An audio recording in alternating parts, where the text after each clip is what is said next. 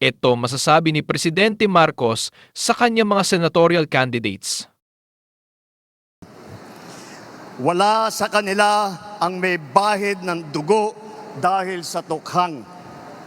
Wala sa kanilang kasabwat sa pagbulsa ng sako-sakong pera, pinagsamantalaan ang krisis ng pandemya, pinabayaan ang ating mga kababayan na magkasakit at mamatay.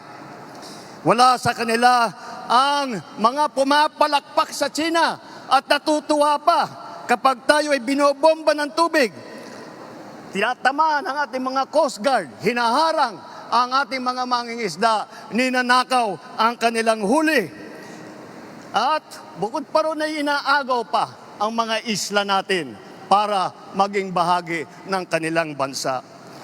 Wala po sa kanila ang tilang sakristan ng isang bulaang propeta na nasasakdal dahil sa pagyurak sa ating kabataan at sa ating kababaihan.